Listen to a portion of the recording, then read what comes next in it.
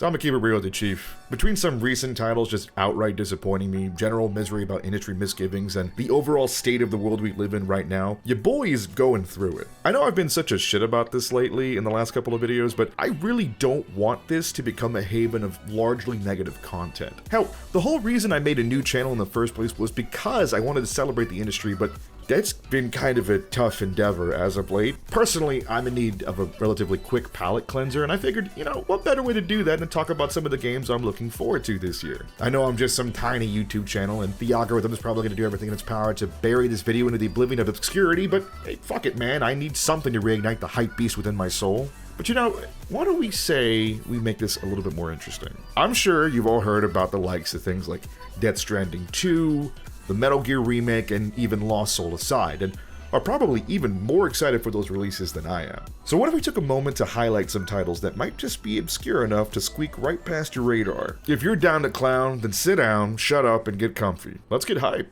Keita Takahashi has long since made it a habit to send the gaming world reeling with their strange, insane game concepts, and now I'm happy to see the GOAT return with this adorable little banger. To a T is the latest Keita Takahashi joint that hits you with a relatively simple but absurd premise. What if you were cursed to a life of the infinite T pose? What kind of life do you think you could lead when the very process of wiping your own ass requires the use of a hilarious QTE sequence? After getting some hands-on time with the demo, there's obviously a lot more going on underneath the hood. Players are going to find themselves assisting the little dude with managing all sorts of mundane activities like brushing their teeth, eating cereal, or using your unfortunate wingspan to spin at high speeds in a bid to whisk away your dog's poop from a neighbor's doorstep. You know, normal teenage bullshit. It's honestly difficult for me to not love everything about this game. Between the incredibly charming visuals, catchy as all hell soundtrack, and overall immaculate vibes radiating off of this thing, I can't help but be excited. Yeah, some hardcore gamer types might give this a glance and write it off as cringe baby bullshit, but fuck them anyway. It's games like these that remind me why the medium has captivated me for so long, and I'm glad to see amazing creators like Takahashi still having the ability to platform their utterly ridiculous ideas. Now, how about we all forget about that little Able Gamers collab, though?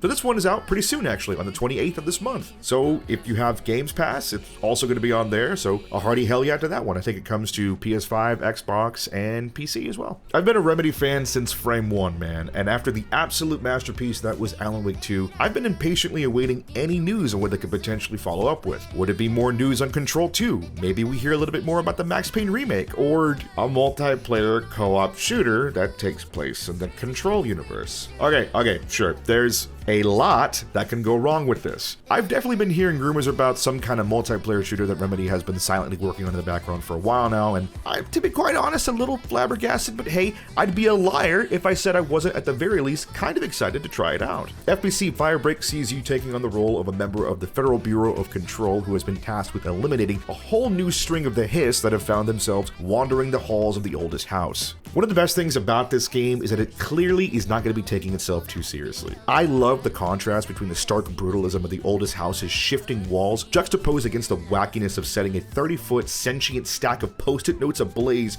with all manner of gadgetry. Sam Lake and his crew might be a bunch of hacks, yes, but they are easily some of the best creatives within the AAA industry, and watching them apply that same kind of energy to a genre I know and love is making me all kinds of giddy. Players have all sorts of tools at their disposal, like elemental-inspired kits which see one dousing enemies in water, and the other electrifying those same idiots with the help of a friendly garden gnome, or contending with the likes of SCP-like entities such as murderous traffic lights and mischievous rubber duckies that you can pick up that can help divert enemy attention to somebody if you want to go ahead and play the tank. Overall, I'd say I'm pretty excited for this game, and at the end of the day, it could have been worse. It could have been a live service title. Anyway, game's out June 17th on Xbox, PS5, PC. It's also coming to Games Pass as well, so another win for the Games Pass people out there. So, okay, yes, I'll level with you. Open world base building, crafting, heavy survival games are literally a dime a dozen nowadays. Everywhere you look, someone is trying their hand at releasing the next Rust or Ark, and it is honestly as tiring as it sounds. But how many of them let you do fucking air combos? So Cloudheim is a debut title from Noodlecat Games? Yes, which is, as previously stated, an open world survival game that has elements of crafting in it, but the real sauce lies in its gameplay. The game's combat works off of a physics system that allows you and a couple of buddies to get together and use a large assortment of weapons, spells, and more to launch baddies up up into the air and juggle them to your heart's content. Normally, I steer clear of these kinds of games, but for the first time in a long time, I'm actually kind of super on board to try this one out. It's kind of like if Craftopia had even an ounce of a budget, and I'm honestly all for that. Definitely gotta give a shout out to the grapple hook that you can use for both combat and traversal. You may not have heard me say it before, but I'll say it now. Every good game has a grappling hook in it. No release date on this one, but their intent is to come out sometime in 2025, so go ahead and give this game a wishlist on Steam when you get a chance. Lately, there's been this huge resurgence in the Frutiger Arrow aesthetic. People are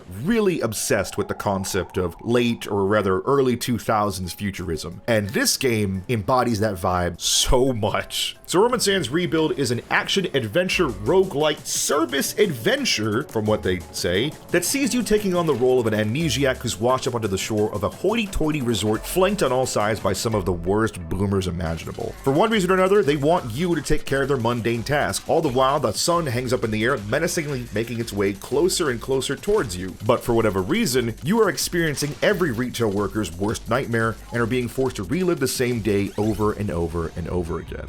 It's kind of hard to put into words just what makes Roman Sands such a compelling little venture. Maybe it's the beautiful neon 2000s tinge aesthetic I mentioned before, scored by some of the best jungle beats you've heard this side of a rave, or maybe it's the strange but fascinating and addicting loop of learning how to put together the perfect run for each day coming up. All I know is after getting some hands-on time with the demo, I'm all in for whatever nonsense this game is about to spew forward. Unfortunately, this is another one that doesn't have a release, nothing more than like a release window right now, but stay tuned to the channel for any updates on this game and go ahead and give it a wishlist on Steam. Speaking of the early 2000s, I feel like it'll be almost immediately apparent upon first glance, but everything about this game screams millennial core in all the kind of best ways. From the Windows 2000s Movie Maker trailer to the strange need to replace every S with a Z on the store page's description, it's the perfect encapsulation of the headspace of a rebellious teenager in the early 2000s, learning HTML to graph completely unnecessary graphics onto their MySpace pages while listening to nu metal on their Sony Walkmans. 500 Caliber Contracts is a momentum-based platformer which sees you taking the role of a contract killer who's here to put the smackdown on greedy CEOs, piece-of-shit DJs, and all sorts that would have good old Luigi foaming at the mouth to try to get their hand at. The name of the game is to use your overly large sniper to send you flying at high speeds into the stratosphere, and don't forget to do a couple of 360 no-scopes on the way. No one's ever going to believe in your elite skills otherwise. The controls might take a little getting used to, but once you finally get your head wrapped around them, I haven't played a platformer that has felt this good in a long while. I mean, Astrobot is there, it's fantastic, but everything else so far, I mean, Astrobot's kind of a weird outlier. It's actually insane how quickly you can go from completely out of your depth to a bona fide speedrunning madman. These controls actually end up feeling the best I think I've seen in a platform in quite some time. So yeah, if you're excited for this one at all, go ahead and give it a wish list on Steam. It's also, unfortunately, just have the release window of 2025 for right now, but here's hoping it actually makes it. Before the absolute GOAT Armored Core made its way back onto the scene, a few devs from previous AC entries saw fit to try and give the mech genre a shot of their own, culminating in the 2019 Switch exclusive Daemon X Machina. And sure,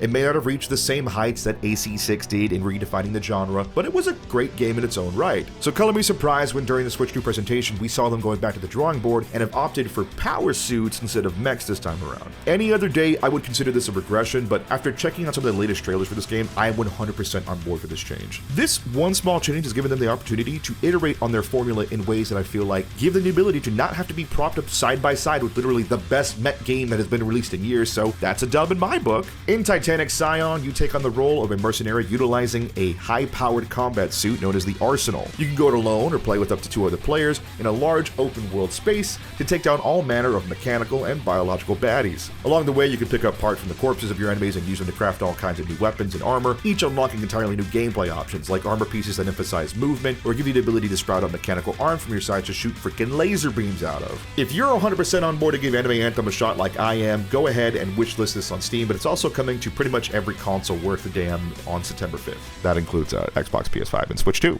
I am so glad that I can finally say this out loud. Yes, you can start with this one. I don't know if I've made it really apparent on this channel before, outside of like TikTok, I think, but back in 2022, I decided to take on the journey that is the Legend of Heroes series, and I discovered what is easily one of the best JRPG franchises of all time. But, of course, it is ridiculously hard to convince everyone else to do the same. The first game released all the way back in 2002, and while getting your hands on each of the games in the series is now easier than ever thanks to Steam, there's still going to be a couple of hard-headed individuals who take one glance at its old-school 2D sprite aesthetic and fuck off in the opposite direction. But now Falcom have gotten off their asses and seen fit to revitalize the franchise in a whole new way with this remake, and it is looking to die for. Utilizing the latest iteration of their own in-house engine, the Trails in the Sky remake looks to reinvigorate the world of Zemuria with gorgeous HD visuals that rival the AAA market. We still don't have a whole lot of details on what is being added in the grand scheme of things, what things might end up being different. I've heard that they're basically entirely off of the old school XC translation that they used back in 2013, 2014, so at least that is cool, but you can bet your ass at the very least they're going to be adopting their all-new hybrid combat system, which sees you taking your party into real-time engagements that can then lead into turn-based combat encounters. And yes, it did that shit before Metaphor. I don't want to hear anybody say no shit. Honestly, guys, if you are even the slightest fan of a JRPG, you are owing it to yourself to give this one a shot. It is the first game in the entire series. You don't have to worry about catching up with anything else, but I promise you, you're going to be just as pissed as everybody else when you play it to the end, because you're going to want to jump almost immediately into the second one. It is that fucking good. Trails in the Sky First Chapter Remake is coming worldwide September 19th on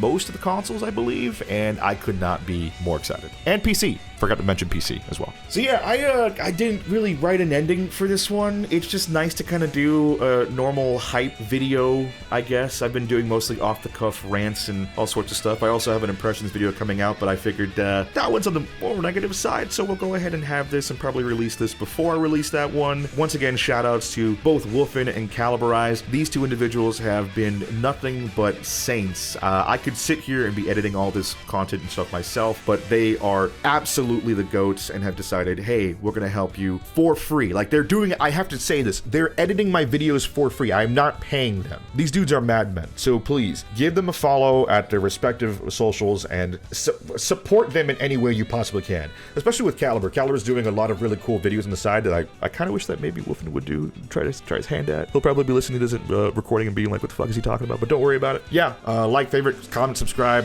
What games are you guys looking forward to in 2025 and onward? And is there anything you guys think that I should probably take a look at myself in the interim? Yeah, y'all have a good one.